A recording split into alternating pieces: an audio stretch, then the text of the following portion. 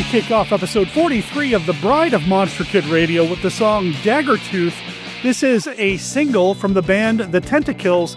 I know we've played The Tentacles here on the show in the past, but man, I really dig them. They're a surf band based out of South Bend, Indiana. You can find out more about them by looking up The Tentacles on Facebook or go to their Bandcamp page, thetentacles.bandcamp.com. The reason I wanted to mention them specifically this week is because they've got a show coming up later this month. They're going to be playing with a bunch of other awesome bands, some I think I've even played here on the show, at Southern Surf Stomp Fest, where they're celebrating 10 years of just being awesome, playing surf music, man. They're going to be playing with bands like El Capitan and the Reluctant Sadists, the Mystery Men, the Surge, the Flying Saucers, and more.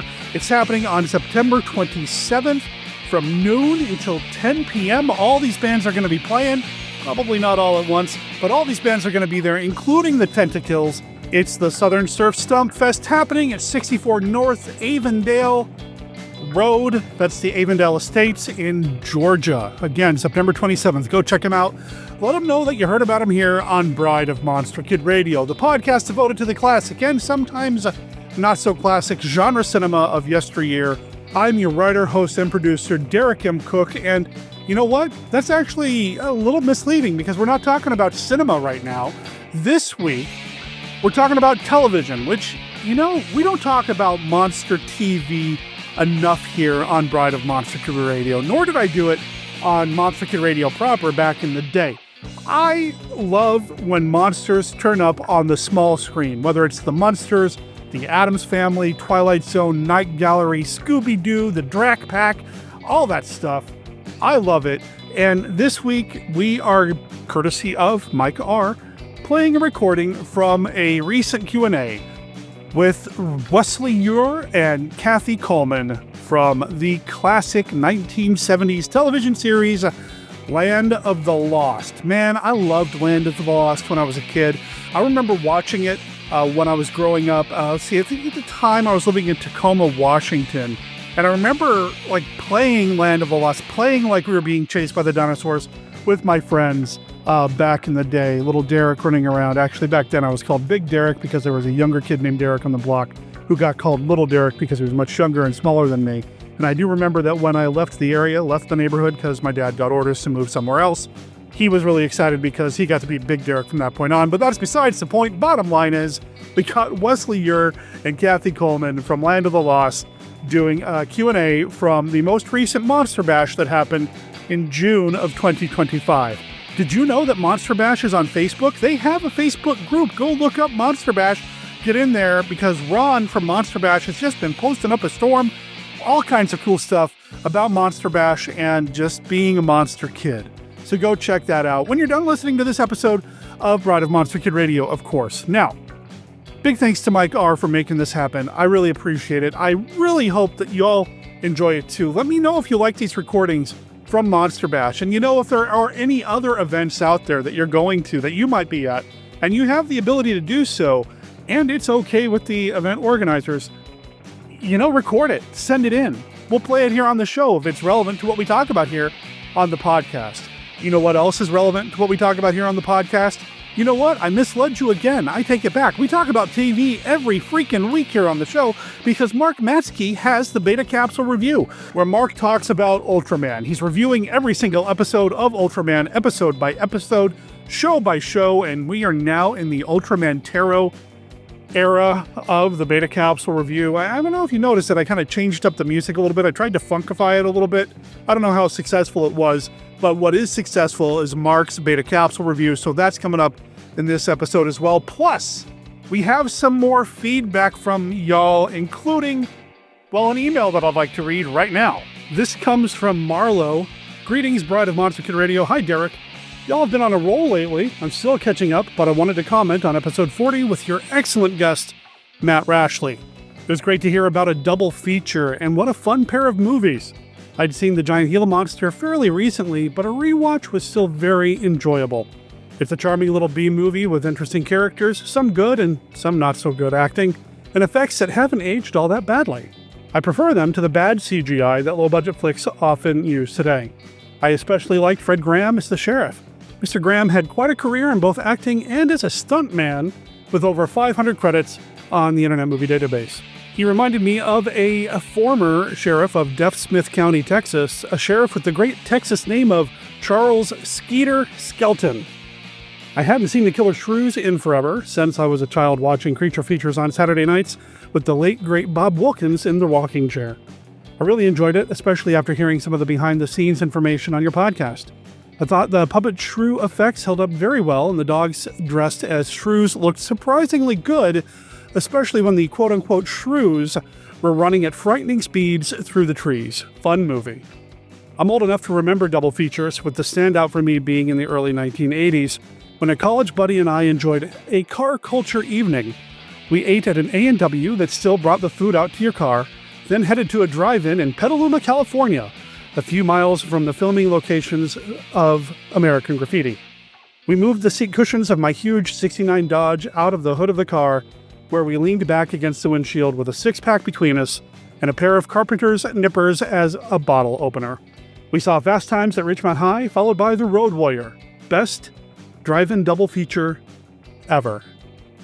Okay, Marlo, that sounds like a lot of fun, man. That and an incredible double feature, too, that just seemed weirdly matched, but I could see the energy kind of, sort of coming together, maybe? I'll pass your information or your kudos on to Matt. I love recording with Matt. Matt is one of my oldest and dearest friends, and anytime I can get him on the show, I mean, I just love that he and I have come back together the way that we have over the past few years, and just kind of reignited the friendship and the brotherhood that we had when we met in film school. And I hope that comes true. Clearly it comes through, at least for people like you. So thank you. I appreciate that. And yeah, the Giant Gila Monster, of the two, I think I like Giant Gila Monster just a little bit better. I can totally see Fred Graham as a stuntman. I don't know if that was brought up the first time I talked about the movie with Scott Morris.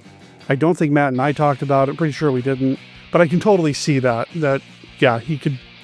He has a face for stunt work. Let's just say that. And I don't mean that disparaging, yeah, big word, not enough coffee. Disparagingly.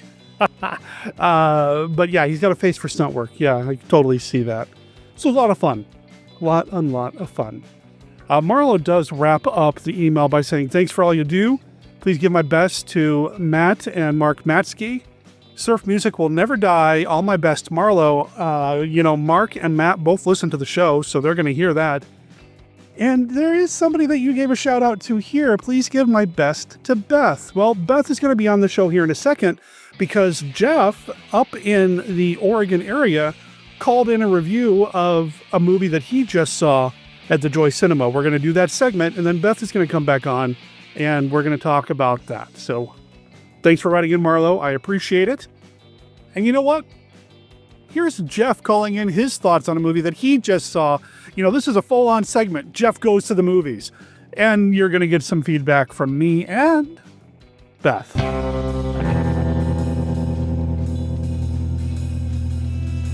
Hello, Derek, Beth, and the Monster Kids. This is Jeff calling from the parking lot of the Joy Cinema in Tigard, Oregon, where just inside the cinema, I watched Revenge of the Creature in 3D. I'm not entirely sure I've seen Revenge of the Creature before. I've certainly never seen it on the big screen or in 3D. The 3D was glorious. Just absolutely amazing. Cinematography, perfect. Acting was okay. Script was mostly good. Directing was fine. Wow, what a stinker of a plot. If I was supposed to have sympathy for the humans, it wasn't there. My sympathies were entirely with the creature. Like my favorite Doctor Who stories, the monsters in this were the humans, not the Inhumans. Boy, they just torture him right from the start of the movie, and it's terrible the way they treat him. And then even after he escapes, the plot still isn't good. I realize you don't want the leading man and leading lady of your movie killed, but when they are swimming in the river and it's just the two of them and the creature, there was no reason for the creature not to tear them both to shreds. Given where early in the movie we see the guy in the full diving suit, the diving suit is torn to shreds. He's injured while in it. And yet, in the diving tank and later on, Cleet and Helen have no injuries at all, not even scratches. It just fails as a story. Beautiful cinematography, amazing 3D, good looking people, but wow, what a terrible plot. This is Jeff Gulling from Outside the Joy Cinema, and I hope you all have a great whenever it is you're listening to this. Be good, stay safe, watch monster movies.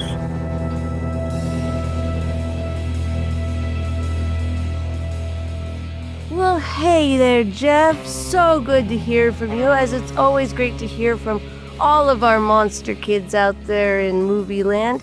But I think when it comes to Revenge of the Creature, and you're right, 3D is absolutely the best way to see it, hands down. I think that when it comes to Revenge of the Creature in 3D, you are absolutely right, Jeff. We're supposed to side with the monsters. I mean, you have that whole McCarthyism era where, of course, we're supposed to side with the authority figures, and all authority figures are good and could never be corrupt. Ha ha ha.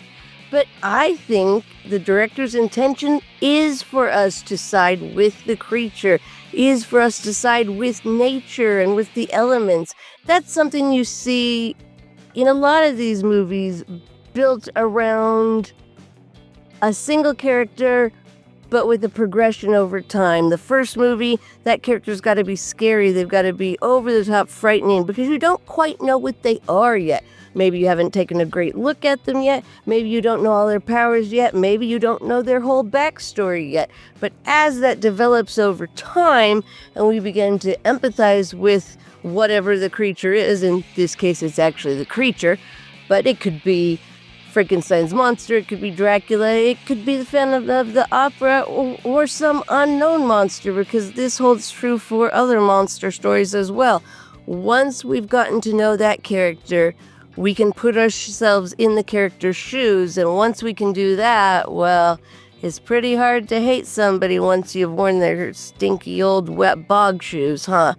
No, I'm just kidding. I'm sure the creature's shoes smell lovely. I don't think the creature wears shoes. I think it would be really hard to find sneakers for him. He's got those big old feet, and I know how hard it is just to find Derek's shoes. I can't imagine the creature. And would he need swim shoes, or could he wear regular shoes but in the water? Anyway, I digress. I think you've hit the head on the nail on the head. It's one of those. You've hit the nail on the head there, Jeff, that we are, by the third movie, supposed to empathize with the creature, supposed to be on the side of the environment and all that's right. I don't think you missed the plot at all. I think that is the plot, or at least the loud and screaming subplot that it's rather hard to miss. I mean, with some characters, some like Kaiju, say Mothra, for example, we have translators for us. We have the Peanuts to tell us exactly what she wants us to do. The creature's got to be a little more subtle than that, and I think they do manage to portray the realness of the creature and the fact that he's there for the environment. He's almost like your very own jungle golem, if you will, that his job is to protect his home environment and not let the evils of the world intrude. And if you think about it, that's kind of a good prescription for life. Protect your home environment and not let the evils of the world intrude. And on that note, I just want to say thank you, Jeff, for giving me and all of us monster kids something more to think of. And if you would like to share your thoughts on a movie you've seen recently or something you haven't seen in a while but you're going to see again very soon, go ahead and drop us a line, send us a voicemail, write us a letter. We could do mirror signals, I suppose, but that would depend on distance and the Earth's curvature. So better stick to like emails, voicemails, that sort of thing. But we always appreciate all our monster kids who write in, tune in, however you're accessing Monster Kid Radio, we appreciate you. So come back and see what we have for you next week. And until then,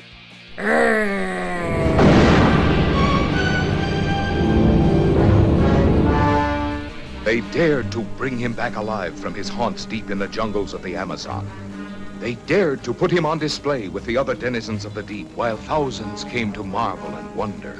You know, I pity him sometimes. He's so alone. The only one of his kind in the world. If anything goes wrong, you head straight for the surface, you understand? All right, let's go. They dared to study him, to probe him, to tempt him with the lure of a woman's beauty, thinking that mere chains could hold in check the primeval forces that surged and roiled within this strange being from the dawn of time. Hey, look! He broke the chain! You didn't think I was going to let all of that go without saying something myself, right? Okay, look. I don't know if we're confusing plot with theme, with story, with... I don't know. But Revenge of the Creature, for my money, and I've spent a lot of money on it over the years, John Agar at his peak. John Agar rules.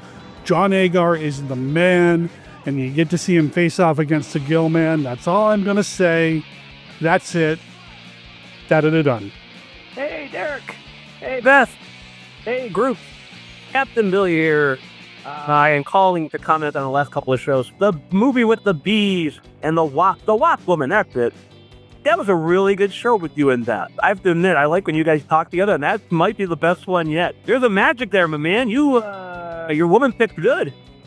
She picked a winner. Two bears stay together a long, long time because, you guys are magic on the air. That was a really good episode. And then back to the new episode with the killer shrews, or at last what I heard, the killer shrews and the giant Gila monster. Gila monster? Tomato. I have never heard a bad word about either of these movies on any podcast I've listened to. There is a willing to be corniness, maybe that's the feeling that, these movies, like I said, I don't know if it was just behind the camera. I don't know if it's just good luck.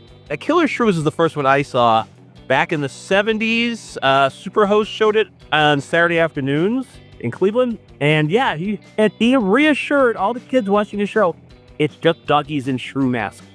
But he talked about how these were not real animals. Like, I didn't actually say don't be afraid or cold, but he says they're just doggies in shrew masks. So, like, don't be worried that they look so mean and that these giant killer vermin from the underground.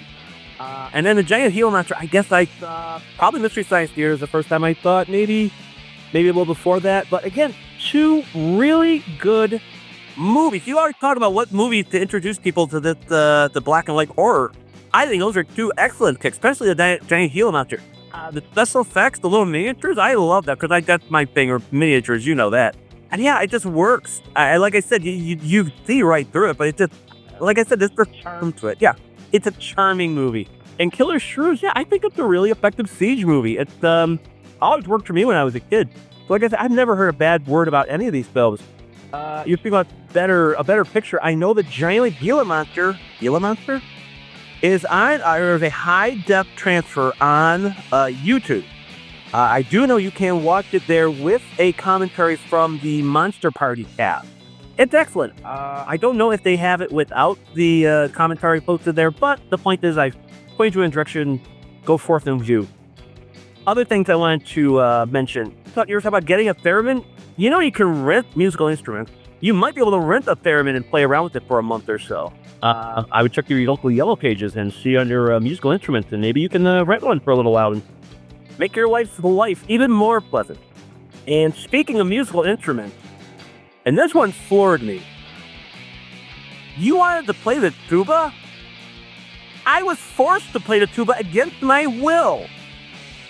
It has nothing to do with monsters, but it does have to do with playing the tuba. I went to high school and they had all the freshmen line up and sign up their classes the week or so before. And they had beginning band. And it said you could learn to play any instrument you want. And I always wanted to play drums. And I thought, wonderful. And I sign up and I get the class. Yeah, they already had someone, because this was training for the marching band. And they already had someone who was in there for playing the drums. In fact, actually, there was a sophomore who kind of bombed out in the band or didn't make it, or I don't know what her story was. But the musical director, the teacher of the class, looked at me, and looked at the tuba, and looked at me, and looked at the tuba, because, all the clarinets and trumpets and all the other cool instruments were taken, and he looked at me, and he looked at the tuba.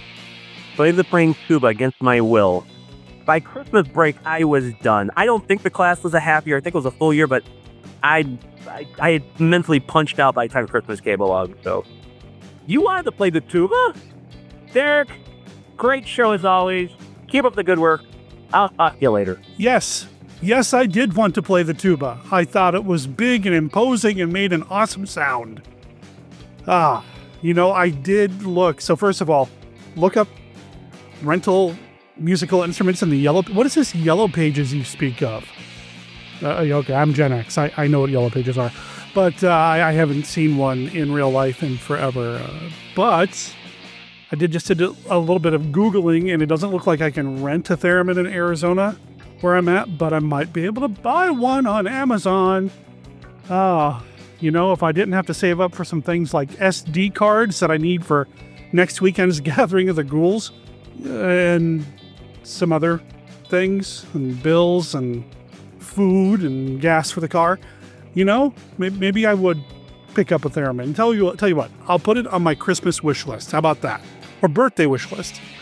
You know what? What I should do is put it on Beth's wish list, because I'm sure she would love to hear me playing with a theremin until like 2 o'clock in the morning. I'm every night until I mastered it. I'm sure that's what she would want for Christmas, right?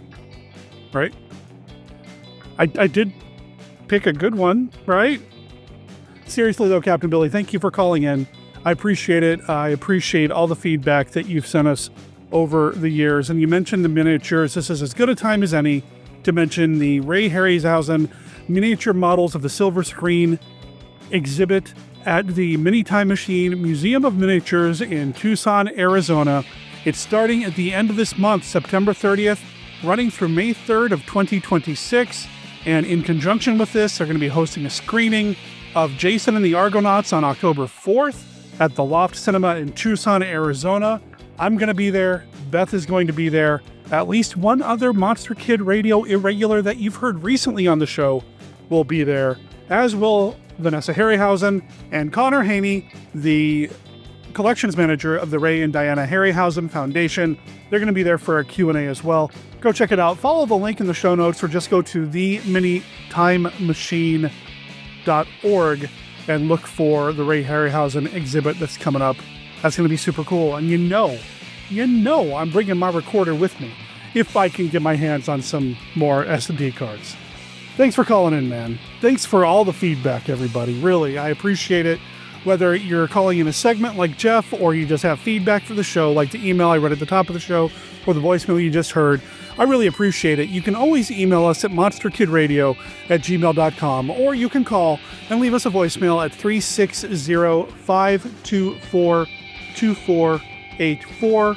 That's 360-524-2484.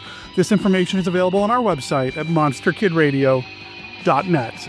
You wanted to play the tuba? I've been keeping you from some more of the good stuff for way too long, so let's go ahead and get this moving. Let's get on to Mark Matzke's Beta Capsule review. Let's get on to the Q&A with Wesley and Kathy from Land of the Lost, coming up right after this.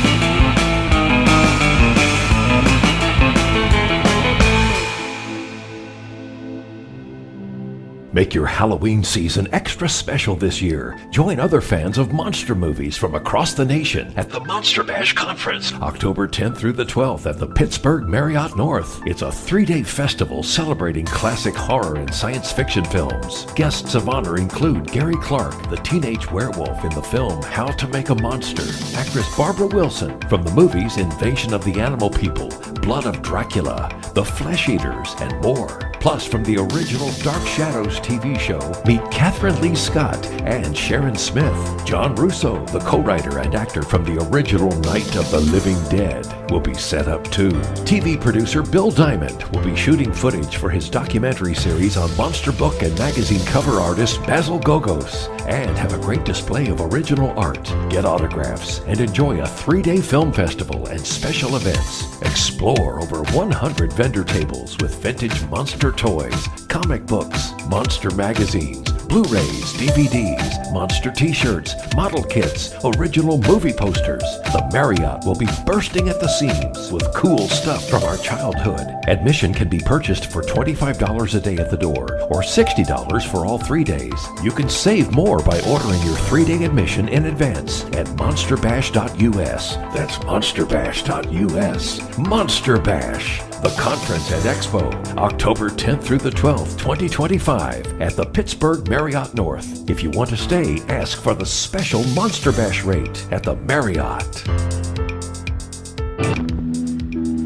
From ancient Genesis to the modern screen is the name written in blood. Ika! If I could just call you on the phone. The code of the ghost at the sign of the toad. Nobody lives on the Brownsville Road. Thrill to the newest recording star, Arturo Jr. Oh, they scream in this way. See ravishing Marilyn Manning in a thrilling, chilling story.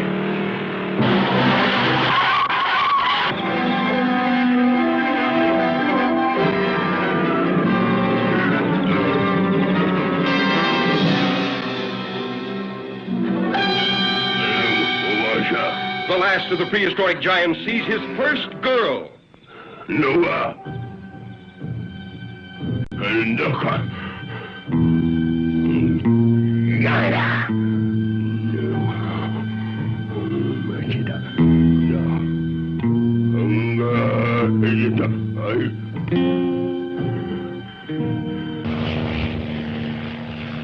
Curious newsmen search deep in giant country for the last of the ancient cavemen.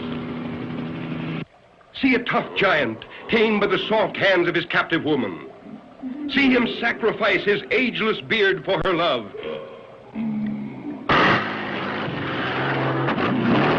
Then lose her to a boy in a dune buggy, escaping a burning desert. Iga's primitive passion was love or kill.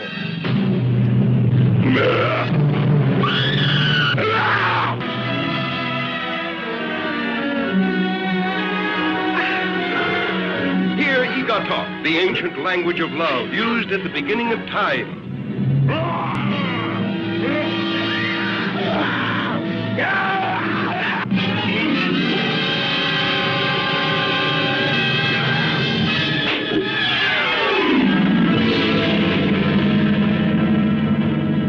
See Iga! Live from the Land of Light in Nebula M78, home of the mighty Ultra Heroes, it's Monster Kid Radio's Beta Capsule Review.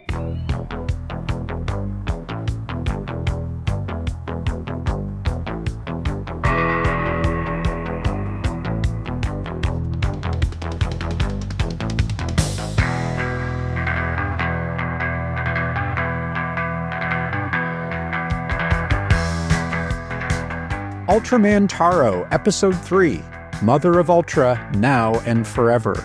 Original air date April 20th, 1973. The combination of a pepper bomb-induced sneeze and a punch from Kaiju Cosmo Liquid results in Kotaro and Kenichi's puppy being launched from Ravaking's nose. Immediately rejoining ZAT, Kotaro transforms into Ultraman Taro and freezes both monsters, but not without breaking his arm. When Kotaro is found post-battle, his arm is likewise broken, and while in recovery, he has a dream in which Mother of Ultra urges him to stay strong. At the same time, Kenichi hears the telltale laughter of Rava King, and livestock begins disappearing, suggesting the creature is still alive. ZAT lures Rava King out into the open, but it falls on top of Kotaro, pinning him to the ground. If he's to survive, a special force will have to intervene. As its title suggests, Mother of Ultra Now and Forever spotlights the first feminine Ultra figure in both a dream sequence and in powerful action. Her unique healing energy brings something new to the Ultra universe that works very well, especially given the savage beating Taro's left arm receives. In the early going, Kotaro and Taro together are emerging as heroic with room for growth, empowered by motherly nurture and the desire to be a good role model for Kenichi. The tone of the series remains consistent as well. The pepper bomb afflicts both kaiju and ZAT members with violent sneezing fits, and the toddler-esque antics of the monsters are impossible to take seriously. It's as if Tsuburaya Productions has created a parody of itself. But it's neither cynical nor missing the earnest moments that give Ultra stories their distinctive heart. For Bride of Monster Kid Radio's Beta Capsule Review, this is Mark Matzke reporting.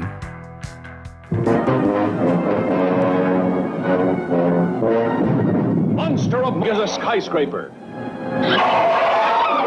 When he moves, the whole earth quivers and quakes, and an abyss of horror opens up. See these prehistoric beasts emerge from the bowels of the earth after 200 million years to devastate mankind.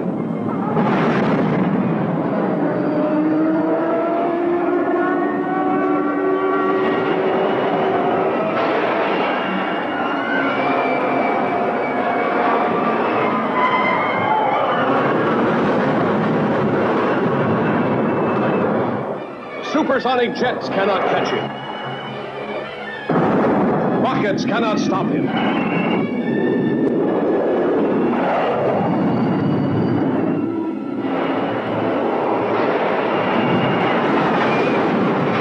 Armored tanks are helpless before him.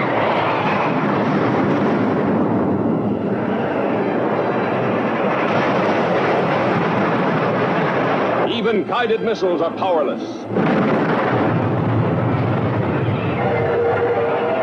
See Rodan destroy a modern city, leveling it to the earth with a killing airstream of his mighty wings.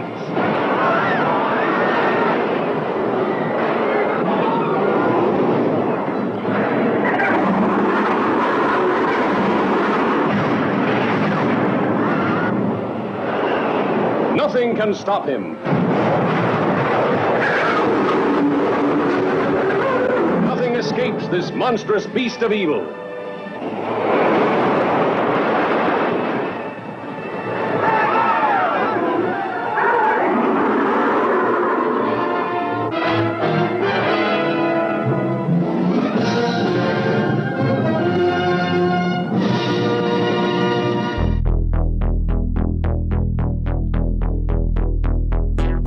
Terror takes over Chandler's third annual gathering of the Ghouls, happening at the Rawhide Event Center, September 20th and 21st, 2025.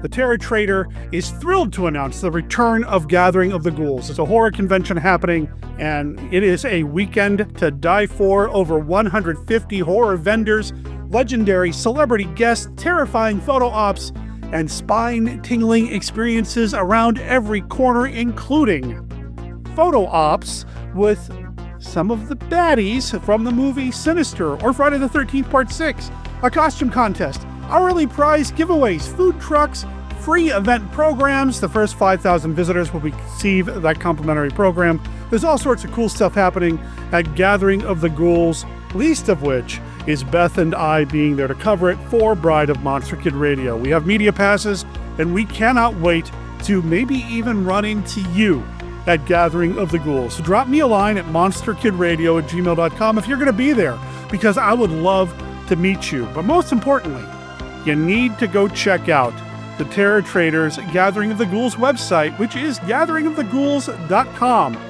Weekend multi-passes for both days. This includes a collectible badge and lanyard, $37.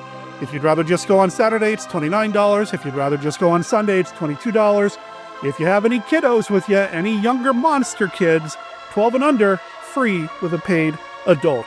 GatheringoftheGhouls.com. Check it out. Let them know that you heard about them here on Bride of Monster Kid Radio. Here comes one of Saturday morning's most exciting new shows, Land of the Lost. Show me, show me.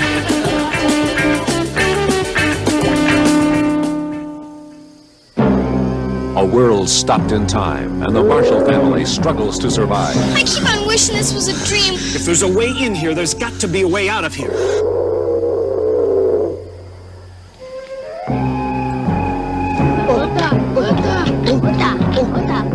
Guys, thank you so much for coming. And can we get a big round of applause for Ron, who put this together first of all, and all the volunteers?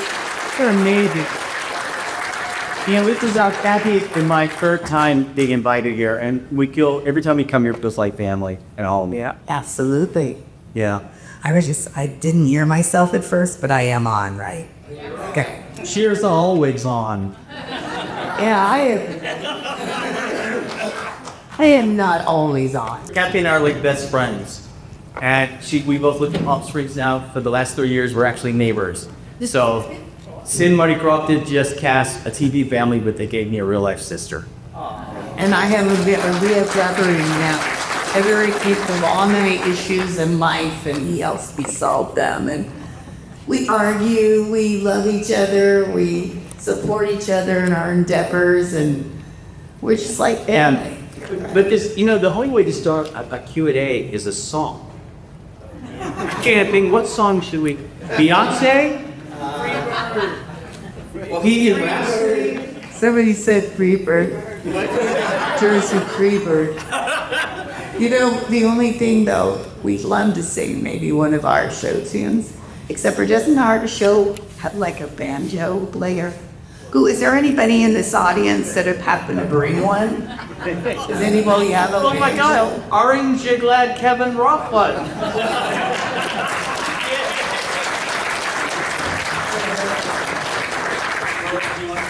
No, I can stand it. It's fine. You know what they say? Walk softly and carry a loud banjo. Oh my God, isn't this... One of the things I loved about Land of the Lost was the music. It was just spectacular, that banjo and all that eerie, creepy music, and even Shaka had his own sound, we had our own sound. And Ken, please be kind. We have been screaming in the raft all day. And I think this is like my at least 100th rendition of Land of the Lost. Yes, and sing with us, please. Yes, drown us out. Marshall, Will, and Holly on a routine expedition.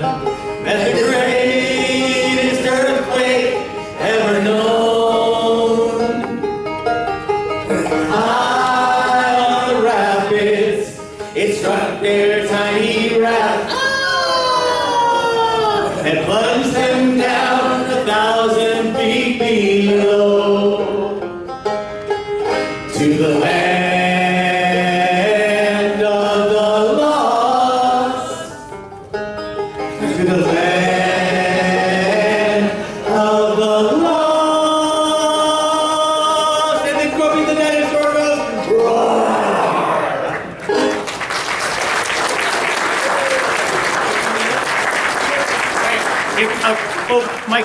My favorite part of the things on which, I don't know if you know, Ken, I got this ears. And it always shocks me. It doesn't say that.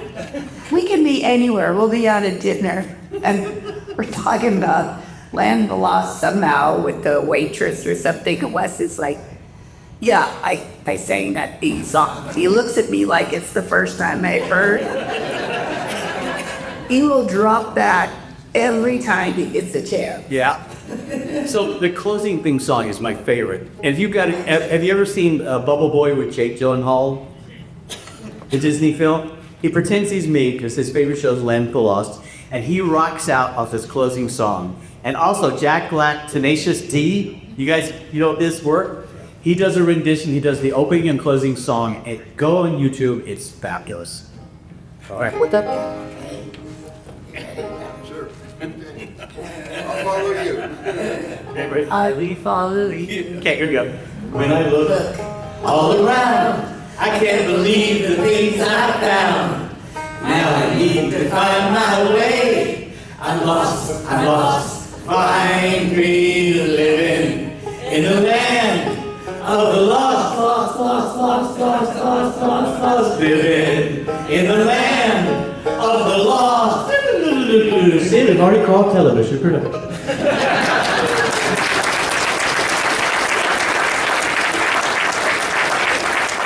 A big round of applause for Kevin, please. Wow, look, yeah.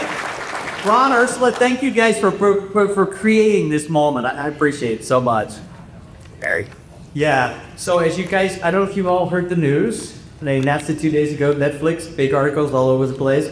They're doing Land of the Lost again. Based on the original TV series, we don't know if we're going to be invited back. We're hoping because we're feeling. Wesley did tell me that if they do invite us back, he would like to come back as a monster.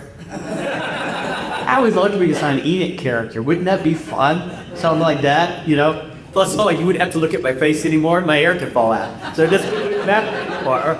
I am so tired of rogating. But this is our 52nd anniversary. Yeah, just started the 50th. And Sid Croft is, of course, 95 years old. And we are doing shows with Sid. He's still bouncing around. He's slowing down, but boy, is he amazing. And this last year, we lost. People would come up to our table and go, Land of the Lost, you see, everybody's still alive.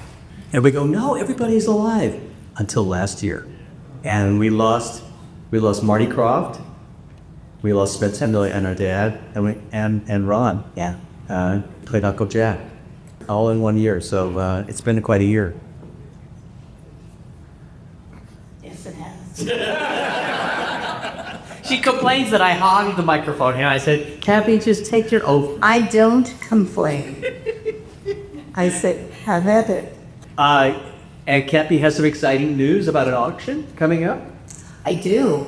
There was one doll made for an episode called Follow That Dinosaur. Follow that dinosaur. And it's an episode where I have to go through the time doorway. And I'm Year 2, episode 4. Yes, and I'm spinning around, which of course I couldn't physically do that. So the wardrobe lady on the show was asked to make a doll of me. And she made it to the T. It's got my desert boots, my corduroys, my checkered shirt, and a good fabric for my checkered shirt, because my checkered shirt isn't just an Italian tablecloth. It's like a unique checkered shirt. And she found that print or very close to it. Braids and everything, and it's a Skipper doll with Mattel. Barbie's her husband or younger sister Skipper. So anyway, my sister, Maureen, had just recently passed away, had been holding on to it for me in a glass jar. And that was given to me after passing. And it is going into auction in September. And a lot of people are really excited about it. It's a one-of-a-kind. It hasn't been seen in 50 years. So we've been working with your files. It's called the Prop Store. It's they're located out of New York. And they have another branch in London and one in Los Angeles. So it should be interesting. It's just, It's really fun to see how much that goes for. Especially with, it's amazing how Land of the Lost still is like the little engine that could, And I think we all owe it all to David Gerald, our head writer, trouble with triples if you're Star Trek fans, And our show was recorded. Many of the Star Trek writers, like Walter Koenig, the original Chekhov, he created Enoch. Dorothy Fontana, of course, it was DC Fontana because she had to use her initials because they weren't allowing women to write sci-fi back in the day. And Larry Niven and Spinrad and all these different ones. And I got a call from David Gerald 2 nights ago when it was announced about the series. He goes, "Do you have his phone number?" I go, "Yeah." So we're hoping that wouldn't it be wonderful if David Gerald came back as the head writer of this new series? It would be such an honor. And he's as you guys, if you're sci-fi fans, you know his work is pretty amazing. And are there any questions to start right? Yes. Can you please say the Will and Holly Marshall? Okay, their season. Yes, we. So I sang that. Did you know that I sang those songs? Mine were the lauded witnesses. See? So we had to, obviously when Spencer didn't come back and Uncle Jack came in, I had to go back in the studio and re-record the theme song to make sense of what was happening. So, you ready, Kathy? Yes, I am. Right. Will Flip Holly Marshall, as the earth beneath and trample, lost their father through the door of time. Uncle Jack was searching and finally gets at last, looking for a way to from the land of the lost, from the land of the lost.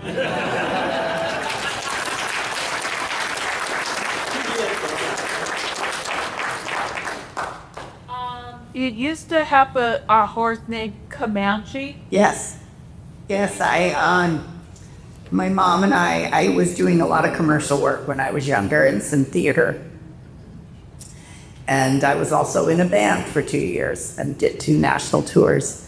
And my mom always told me, well, if you ever land a series, then I'll get you that pony that you want. But that would afford her to be able to board it and pay for feed and all of that. So the day I got the series and that we signed the contracts, my mom stayed true and she bought her board. And it's a life lesson. I've taken that lesson with me that it's an elite club to belong to. And the membership is difficult. You have to stay true to your word. And I'm a proud member of that club that my mom taught me how to do that. And so from that day forward, that's been my motto, is if I say I'm gonna do something, I follow through. But to answer your question, so the end result was we went out that day after we signed the contracts and I got Comanche. And then on the set, all I did was talk about Comanche. But I couldn't stop myself. Oh, Comanche and I did this. And then we went on a ride. And then and I would just go on and on. So finally, the writers wrote him into the story, and I got to say his name on tape. So I was really happy. Yeah, that was pretty amazing. Kathy, how many of you guys have read Kathy's book, A Run, Ollie, Run? Yeah, it's quite a story. Kathy is the last child of 10 kids, right? And you want to tell?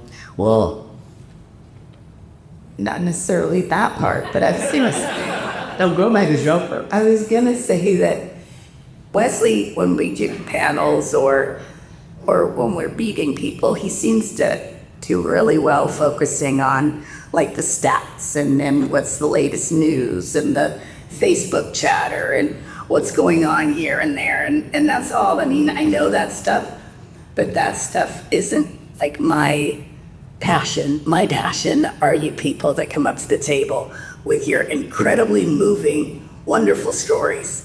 And I really love the conversations with a lot of you today. Some of you have are crying and others have been so excited you're shaking, and you shared we've been with you. I've been with all of you guys at some point today, I'm sure. And then I had a wonderful, wonderful exchange with you, and I'm very grateful for that. So thank you. Something very interesting happens because, we're 70s kids, all of us, pretty much. And at that time, it was Saturday morning was very special for us. It was, it was the time we got the TV, and we waited all week. And, if you missed a show, you get your bowl of cereals, with Captain Crunch, and you sit in front of the television. But every time I see people come up to our table, and I watch grown men become 8-year-old boys or happy, because and women too, and it takes us back to that spot. And for a lot of people, it was an interesting time. We're navigating certain things. We remember one guy came up to the table and he was sobbing, and I go, "Are you okay?" He goes, "Listen, I'm sorry, I apologize, I'm sorry." He was in his 50s, and he said, "When you lost your dad at the end of the second season, going to the third, and Uncle Jack came in, he said, my dad was an ass. And I didn't know I was going to be able to survive with my dad gone." He says, "I watched you the family stay together, even with the uncle when it came in, that you guys survived as a family." He said, "It gave me the hope to know that my family might survive." Of course, he's a 7-year-old boy, and it resonated with him. And this is an unusual. It was weird because when we heard that story from that guy, I was like, that's right, we're a single parent family. Like hit me. I forgot that we were like, yeah, we just had our dad, I mean, they didn't really write too much, talk too much about our mother, so, but it didn't really know, was she at home and she just didn't come, But no, we were a single parent family. We lost our mother. And of course, that's why the Will Ferrell movie, which became like, it was a slapstick comedy, had nothing to do with Land of the Lost except the title. And in fact, we were with Sid recently. Now, and I'll call Sid every once in a while, and I don't talk to Sid, I listen to Sid. Literally, he doesn't stop talking for an hour, and I love it every moment. He said, he met with the directors and stuff at Universal, and he goes, he had 14 pages of notes. And they wouldn't listen to one of them. This is the guy that created this. And he was on the set at Universal, and the Silly Stack made their first entrance. They were filming it, and the caves and stuff. And Sid goes, wait, it's too bright. Turn those lights down. It's not scary. And the guy goes, no, I'll tell you. We spent a lot of money on those costumes. We want people to see them. But it was so sad because Will Ferrell loved Land of the Lost. He played Marshall Willenholly in another movie. His last name was Willenholly, and he loved it. He loved the show. He was so kind to both of us. We did a cameo, as you guys know, with Will Ferrell and Anna Friel, and he got cut because we were part of an ending of the original ending of the movie, and that was all cut. And it ended with Matt Lauer. But one of the things I found about the movie, because obviously he hated it because it lost $200 million. It did. The head of Universal got fired over it. Can you imagine? $100 million they lost in actual production cost and $100 million in PR. What was I saying? I don't know. You saying that Will Ferrell was really nice to you guys? Yeah, he was really, really terrific. And my most amazing moment, I'll share it with God help me. I'd go to the premiere of Land of the Lost. Grauman's Chinese, right? Yay, Hollywood. Grauman's Chinese. Everybody puts their footprints. I mean, this is a dream, right? And Phil Haley comes with me, a couple of friends, and Phil Haley is Chaka, who was working for a law firm and couldn't be here. So yeah, Chaka lawyer. So sitting at Coleman, I imagine there's every celebrity you could imagine just there. I mean, it's a big movie. And I've sitting in, it's quiet. There's a scene with Anna Friel and Will Ferrell. Now, in the movie, you guys know Will Ferrell, is Marshall, and Anna is not Holly. She plays Holly, but not a daughter. It's a co-worker, okay? So I'm watching this thing, and suddenly Will Ferrell kisses Anna Friel. And I go,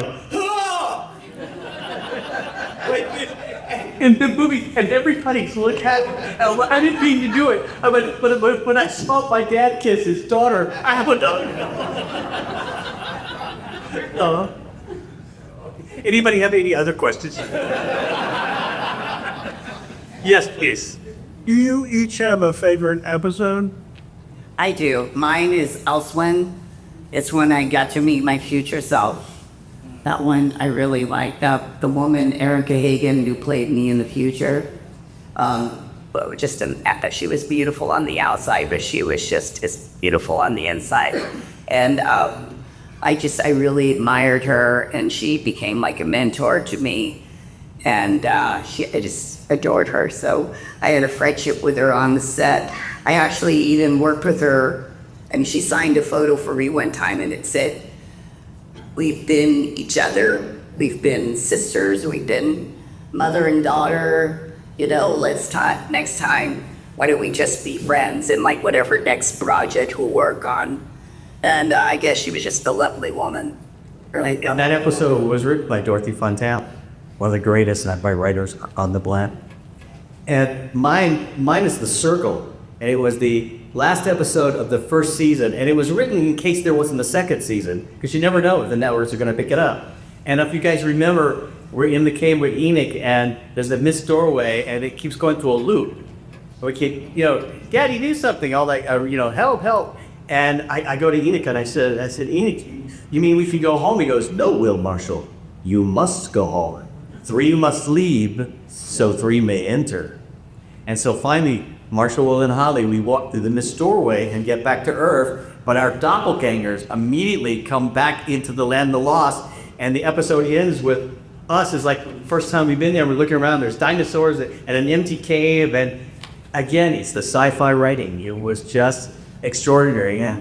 And the most revealing moment I remember reading when I read the script for Enoch, when he realized that the Sleestack were not from his past, but they were from his future, and that if his people didn't stop being so warlike, they would evolve into the giant green lizards. And that was like, we're picking up, imagine this for kids, And they never sat down and said, okay, this is what we're talking about, time door, They just said it, and you had to sort of rise to the occasion. We have... I love your shirt. Where'd you get it? I just got myself flying, guys. I got that one. It was on Redbubble or TeePublic or something like that. Do you know the oddest thing to do is when I go buy a t-shirt from Land of the Lost, it has my picture on it, and I pay for it. You and residuals to find. Oh yeah, sure, residuals. Anybody? Yes. Yeah, I was wondering that Will Ferrell movie, The Outtake, there was Cleve. Do you have a copy or anything, or? It's on YouTube. Oh, good. It's horrible, guys. It was so like parking attendants or something. It's just we're in the La Brea tar pits. It's a really peculiar scene. The storylines, which was cut for the movie with Will Ferrell, was he was so broke and they wouldn't hire him to be an archaeologist or paleontologist that he was parking cars at the La Brea tar pits. So at the very end of the movie, where Anna Friel's there, Kathy and I, who played man and woman, it wasn't even written. It wasn't. They didn't do anything. It's one day they said, oh yeah, we should have you guys in there. Oh, there's a part man and woman. Like they didn't do anything with a nod or a wink or something like that. And it was we go up to Will Ferrell and go, we like our parking validated. And Will Ferrell goes, I don't need to be validated. I found that at the law. And that was it. I mean, that was as clever and as left us. And yes. What is your favorite character to the Land of Lost? Favorite character? I loved Holly. For real. My favorite character? Are you sitting there hoping that I said? No, I don't. Oh, wait, I know you won't. No, go ahead. Do I sing this song yet? Did you know I sang it, John? No, but you will know. Of course, Will is we're like true brother and sister, like I said. But at the time when I was filming, Wesley was an adult on the set. And the only one that was close to my age was Phil Chalker. And so I was the closest to him on the set. We got into every kind of mischief we could find. We were friends with the prop master, and he had all the good stuff, all the good tricky things, some things that the big explosions. And so we really loved hanging out with him. And I got to tell you this one story after. But anyway, and we went to school together. One time, while we were in the midst of misbehaving on the set, we got wind that Wesley was getting for his birthday a massage. So Phil and I went to the prop master, and by the way, our dressing rooms didn't have ceilings on them. They had the 4 walls, but there wasn't a ceiling. So we got a ladder. Phil and I got a ladder from the prop guy, And when Wesley's masseuse arrived, we put the ladder up against one of the walls because we could hear it moaning. And Phil and I climbed up the ladder and we're looking over, and there's Wesley. He's got a towel across his midsection, but he's getting his massage and it's like, So Phil and I started going,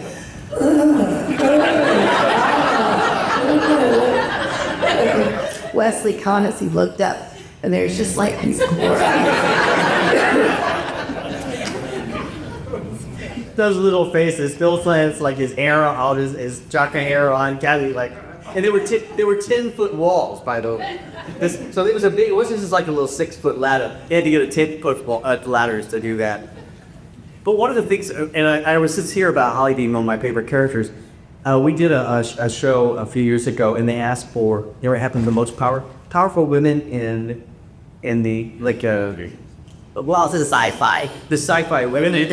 That had an effect on, like, their characters had an effect on the culture. Right. And here I go on this panel with like 12 of these women from like Star Trek, Battlestar. When I go back, it was, all of these women that had these really sexy costumes that they wore. My costume was Levi cords and a checkered shirt. And here I am sitting with all these women on the stage. But what was somebody pointed out? Somebody said, you know what? You were one of the first female characters who was so independent and took control of situations that, you really represent a lot of, like, what this panel is about. Do you have any idea, even before a lot of some of these other, leading women took their, you kind of like were in the groundbreaking role as a title. So I thought that was pretty cool. It was. Have you guys seen the new Jurassic Park flight? I mean, the thing? It's a yellow raft going down the river with the dinosaur. I think that's a wink and a nod. I think it was a lot of the people that worked on Jurassic Park and all the people that started their careers. They started as little kids watching Land of the Lost, and we get that all the time. We had two guys come up to a show we were doing, and they go, "We thought you spoke Farsi." He said, "We were from Persia. Persia was still Persia." And we watched Land of the Lost, and we became scientists, and we're now two of the heads of Jet Propulsion Land at Pasadena. And they dropped driver's licenses on our table from Mars. It was the coolest thing I'd ever seen. Photos, just like a regular driver's license, only said Mars on it. The Mars Rover, they'd driven the Mars Rovers. And they said, "Would you like a private tour of JBL?" We go, "Yeah." So Kathy and I invited Kathy. We got to go to, because in JPL there's like, every place has to have different security, get through different doors, right? Well, they finally opened up the final door, which we told no one else usually gets. Keep in mind, this is like nerd central, at JPL. Yeah. So all of them were like that. Well, it's crazy. Every door be open, somebody's, no way. So we walked into this room, picture this, guys, a room like this big, and a whole bank on the sides of computers, empty computer banks. And dark. And one guy over in the corner. Tiny lights. Right, with a joystick. And he's the guy that we had at that time driven every Mars rover since Mars rovers were off the planet Mars. And he programmed that. He programmed for that. He goes, "Would you like to drive the Mars rover?" I said, so Kathy and I and we're alone in this room with this guy and our guide, and he's totally breaking the rules. We were not allowed. No.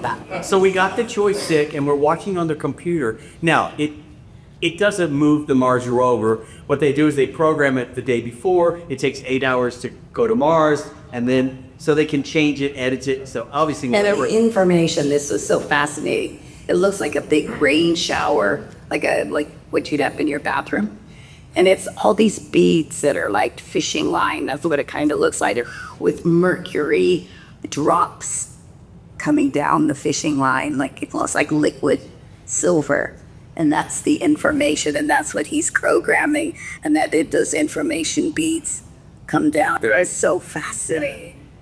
The access that we've been fortunate enough to have because of Land of the Lost was just opened so many doors for us, professionally and personally. Obviously, I have a sister and Phil Paley. Candy talks to Phil Paley Chapka almost every day. And until Spencer passed away, he was like our dad. So we have a really, it's true. I mean, we really did have a great time. We for the last, this will be our 12th year coming up at in Vegas, the Star Trek convention, because they, of course, were writers, so we sort of sneak in the back door on out. But what would I say that we were Trek. Trek adjacent, Trek light, Trek slowly, don't Trek up B. No, subtract is a subtract. So we go there every year and we bunk together, and it's like our summer camp, like sleepover, slumber party for a whole week. Yeah. And we just stay at work. We got really. And Walter Koenig, Chekhov, comes over to it. And Walter's like a little hunched over as if we're door have. And he walks over to our table and he goes, damn Sid Marty Croft, I should have got these Sid Joel Springy. I should have gotten this. So I told Sid this a few weeks ago. He goes, where did she? Excellent, Sid. Anybody else have another question? Yes, please. Yes, third season, you guys they started doing a format, kind of the guest of the week. Yes. Yeah. Which was the silliest that you're just like, okay? The bottles. He was wearing a pantsuit. That was what got me. He was in a pantsuit. It really was a jumping the shark moment. I mean, they didn't have David Gerald anymore. They didn't have the Star Trek writers. The show was a hit. It was third season with the guy that played Jaws. Yes. Oh, well, yeah. Malika. That's the two. And he played Malika. Malika was at Richard Keel. Richard Keel. Yeah. We actually used to see him at the Star Trek convention too, until he passed. But Richard Keel, you guys know how tall, big Richard. 7'2". His wife was 5'1". 5'1". Sweetest couple you've ever met. And I go, Richard, how did you meet her? He goes, I was at a college bar and she was over there and we hooked up. And they were together for all those years. And we were just the best. Anybody else have a question? Yes, in the back, please. Tell me about Finders Keepers. Finders, I don't know if you guys know, I hosted a game show for Nickelodeon called Finders Keepers, and for 2 seasons. It was fabulous. I love game shows. I used to be a regular on Password. I used to play with Betty White, Elizabeth Montgomery, Vicki Lawrence. I actually got to teach Lucille Ball how to play Password alphabetics, the in. She played Password, it was black and white, but there was a new in game, so she spent the day with me in my dressing room. So I'm in my dressing room one morning, and we're gonna film 5 episodes of Password. I forgot who the guest star was with me. And you break 5 outfits, because it's supposed to be half an hour, and you just film all of them in one day. And the producer comes in and says, would you mind teaching Lucille Ball how to play alphabetics? I go, Lucille Ball? Are you crazy? Of course. So he left, I called my mother. And because it was at the NBC Burbank, and I had houses at Burbank because I did Days of Our Lives. My mother was there, and I called my mother and I go, hi Mom, what are you doing? She goes, nothing. I go, well, I spend the day with Lucille Ball. And she was there in 10 minutes through the gate. And she came, and Lucy came in, yes, I can spell Lucy, and came in, and I would change clothes. I would go, she'd watch me on the monitor with my mom. We'd shoot the half-hour episode. I'd come back in the dressing room, take my clothes off, and she would just stay there, and I'd put my new shirt on or whatever it was I was going to wear. And we talked about the clues and the clues we gave and stuff like that at lunch, and it was wonderful. It's just one of those magical moments. And I'd always wanted to host a game show, and I'd hosted a pilot for ABC called Patagoa, but then Finders Keepers came along, and I just loved it. It was so much fun. I love it too. Thank you. And then, of course, I did Dragon Tales, right? Was Anna, any fans of Dragon Tales out here? Yeah. Yeah. So that was, that was just another journey. Yeah. Anybody else have any? Yes, Matthew. How did you test it? Well, I used to go on interviews all the time. And I went on this one interview for a show called Run Joe Run, which coincidentally wound up airing right before Land of the Lost, when Land of the Lost first started. I went up on this audition with about 150 girls, and it got down to 2 of us, myself and Christy McNichol. Christy McNichol got the one episode of Run Joe Run, and I didn't get it, and I was really bummed because the show had a German Shepherd in it, and I really wanted to work with the German Shepherd. However, I think I went on the interview for that on a Friday, the final interview where it was 2 of us. I got the call that I didn't get it on Monday. It filmed on the Wednesday of that week. That Wednesday was the day that I auditioned for Land of the Lost, so had I got that one day episode, I would have missed out on all these 50 years of the most incredible journey. So, yes, it's funny how, life works. So I went on like 7 callbacks. I had to meet the NBC execs and the producers, directors, and then like the last 3 or 4 were with the cast, and they wanted to see how our chemistry was together, and we were just immediately comfortable. Immediately. I get some really fun photos of Wesley and I just sitting on the grab or the floor in the office and just hanging out. So yeah. My story was, this is like the Hollywood matchup of story. I was on Days of Our Lives. I studied Mike Horton for about 9 years. And a friend of mine, Bruce Elstrander, was a contractor and had built Sid's house, his a hobbit house in Underwoodville.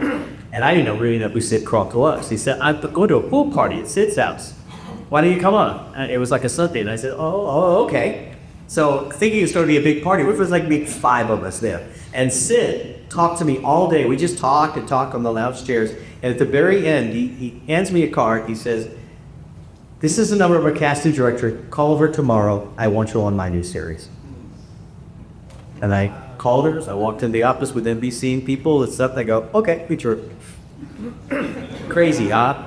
Just crazy. And that's why Spencer looks so much like me, because I was the first one cast, and they cast around me. And that's why we look like father and son so much. And then Kathy and I, as she said, we read together a bunch of times and just had a blast. Anybody else? Yes. Specific numbers of being on Match Game. Match Game, yeah. Charles Nelson, Riley, and all that gang of people, those Tracy's. Oh my gosh, they were drunk out of their minds.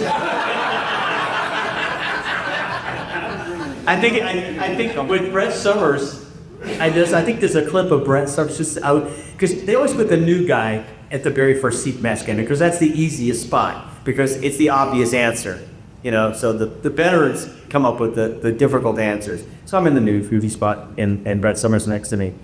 And I think she sticked on me or something like that.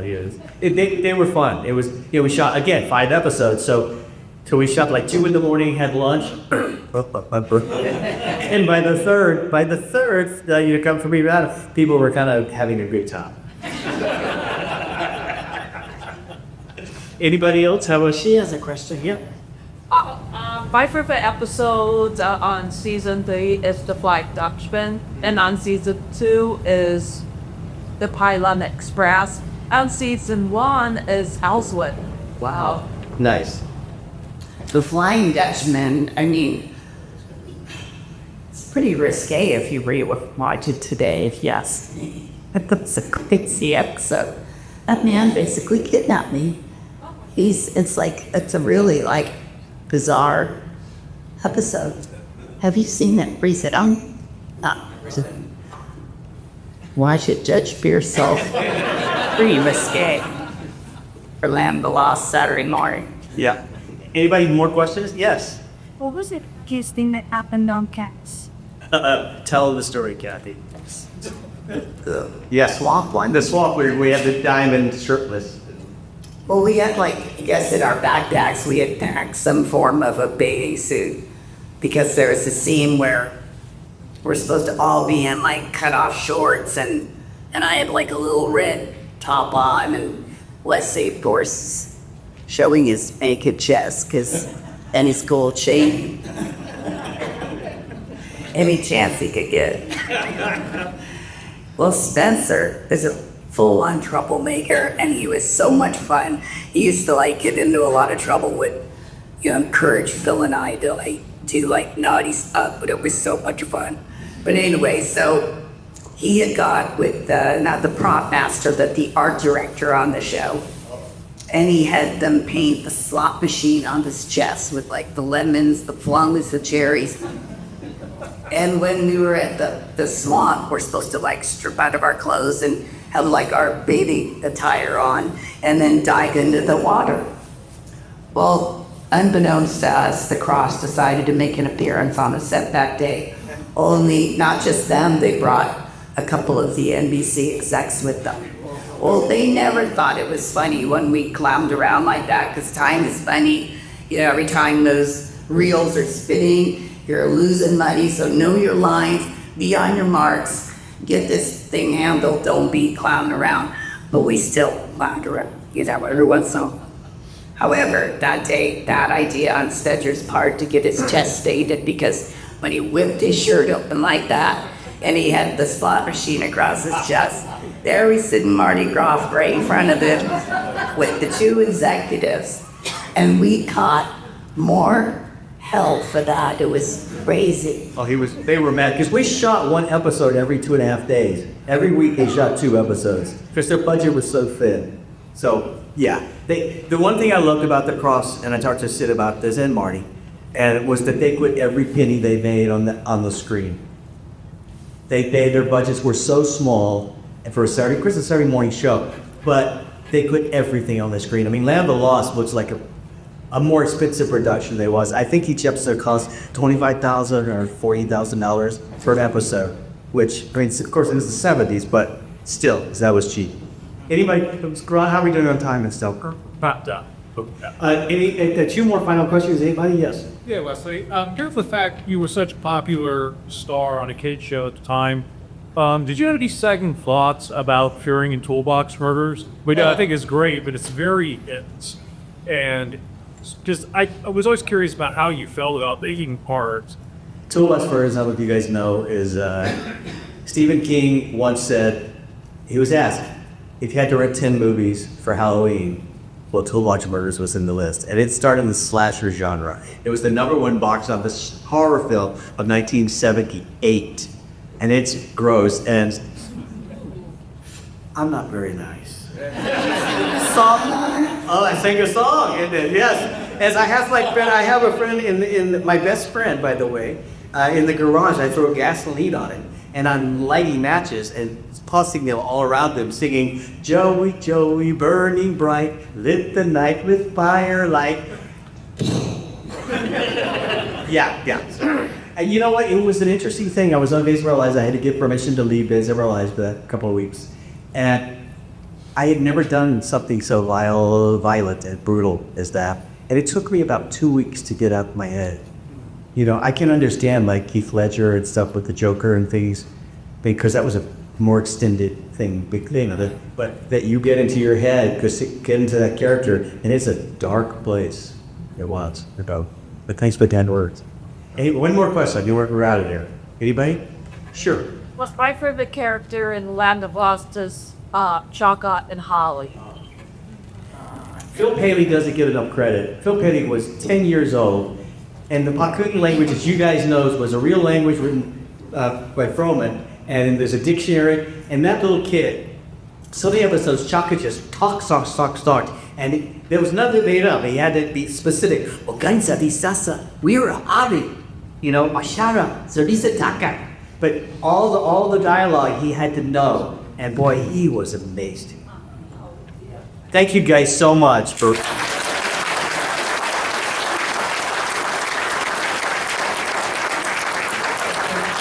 Thank you, Wesley and Kathy. And Ursula, I think, has a couple things for you here. This is fine chocolates from a local Pittsburgh community company. Howdy. Thank you guys. Thank you. Wesley Eure, Kathy Coleman, Link to the Wall.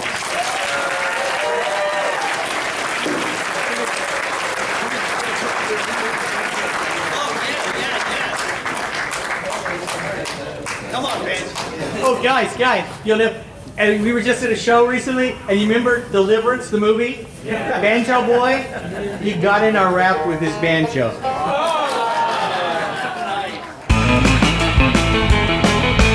Well, this brings us to the end of this episode of Bride of Monster Kid Radio. Thanks for being here. Thanks for listening. And you know I'm going to say it because I say it every single week. Thanks for sharing the show. I hope that you are joining the Monster Kid Radio, Bride of Monster Kid Radio Cyber Street team by sharing the show wherever you happen to hang out online. Message boards, social media. Shoot, send an email to somebody. Let them know about Bride of Monster Kid Radio and what we do here, because the more listeners we have, the better. The bigger our social media imprint or footprint, the better, because it means we get to go do things like be media guests, well, not guests, but get media passes for Gathering of the Ghouls and things like that. And then we can get more content and continue to grow the show and get you all the cool stuff that's going on in the world of Monster Kiddom. And really, we can't do that without you. So thank you. If you are using a podcast directory that allows you to leave a review, please consider leaving an honest review as well about the show. It would really mean a lot to us. When you are sharing news about the show or letting people know about it, please send them over to our website at monsterkidradio.net. This is where you're going to find everything you need to know about the podcast. Most of all the links that you need are right there, including our Facebook page and group, our social media, our X. Our Patreon is there as well, where you can become a free member of our Patreon at patreon.com/monsterkidradio. And what do you get for being a member of Patreon? Well, as a free member even, you get notified not just of what this week's show was like, because you're going to get the show notes over there later on in the week, but you get notified of what's going to happen in the next episode of Bride of Monster Kid Radio. This is the only place that I post this. So please head over to patreon.com/monsterkidradio and please become a free member of the Patreon. If you want to become a paying patron, well, that helps us out too. I think I said last week that your patronage helped me pay my car insurance this month. So thank you for that. Really appreciate it. It helps make what we do here worth it, Anyway, I really love doing what we do here, and I'm really excited for Gathering of the Ghouls. I'm excited for the Ray Harryhausen is creating in the exhibit happening in Tucson. I'm excited for all the Monster Kid stuff that's happening all over the world. I'm really bummed, kind of, because I'm going to be going to the Gathering of the Ghouls, so I'm going to be pretty busy. But next weekend is also the H.P. Lovecraft Film Festival and CthulhuCon, and I haven't gone in a few years. In fact, I don't think I've been since the pandemic. But those of you who've been following my podcasting journey know that this event, this festival, was very, very special to me. I would go every year for like 15 years. I got to introduce movies there. I got to be a panelist there. I got to get content for the podcast there. I used to be able to do interviews. I did a Q&A with Barbara Steele. I hosted a panel with Victoria Price and Roger Corman. Side note on that. The Roger Corman recording, longtime listeners know that it didn't quite work out, but I'm slowly working on it, and I might be able to recover part of it, so keep your fingers and tentacles crossed that we'll be able to hear it. But the Lovecraft Film Festival, it was near and dear to my heart, second only to the Joy Cinema and doing what I did there. I miss it. So if you're in the Portland, Oregon area, let me live vicarious through you. Go to the Lovecraft Film Festival. Let them know that Derek M. Cook from Monster Kid Radio misses them, and have a grand time. Maybe even call us and leave us a voicemail from the convention floor. Let us know how it's going. I know David Pryor is going to be there. He's a great filmmaker. He directed one of my favorite short films that I've seen at the festival in the past called AM 1200. I know that's going to be showing again. He also directed an episode of Guillermo del Toro's Cabinet of Curiosities. That's going to be showing, as well as one of his other films.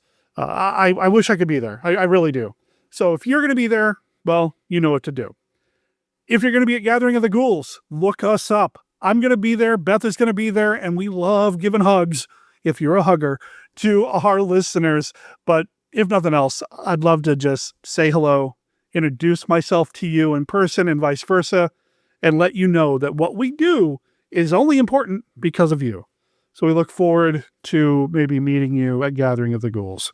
Bride of Monster Kid Radio is a Team Death production. All original content of Bride of Monster Kid Radio is licensed under a Creative Commons Attribution, Non-Commercial, No Derivatives 4.0 Unported license. You can learn more about Team Death, our other projects like Death Designs, Mail Order Zombie, the Team Death YouTube channel, and more at www.teamdeath.com. Remember, death is spelled D-E-T-H. All previous episodes of this podcast, as well as the original Monster Kid Radio podcast, are available at www.monsterkidradio.net. Please rate and review Bride of Monster Kid Radio wherever you download your favorite podcasts. Daggertooth is copyright 2025, The Tentakills.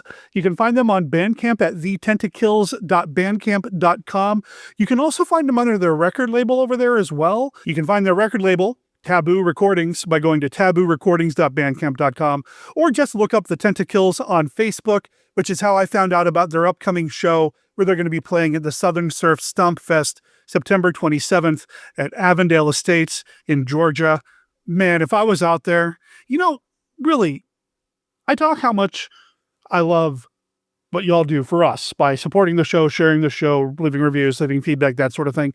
But really, if there's any of you that are just like really, really smart, I would love for you to invent a teleporter a la Star Trek, because Beth and I would be popping all over the country, covering movie events, going to the Southern Surf Stomp Fest, going all over and just bringing you everything we possibly can here on the podcast. But in the meantime, make sure you check out The Tentakills and check out their song, Daggertooth. Really appreciate them giving us permission to play them here on the show. My name is Derek M. Cook. I'll talk to everybody next week. Ciao.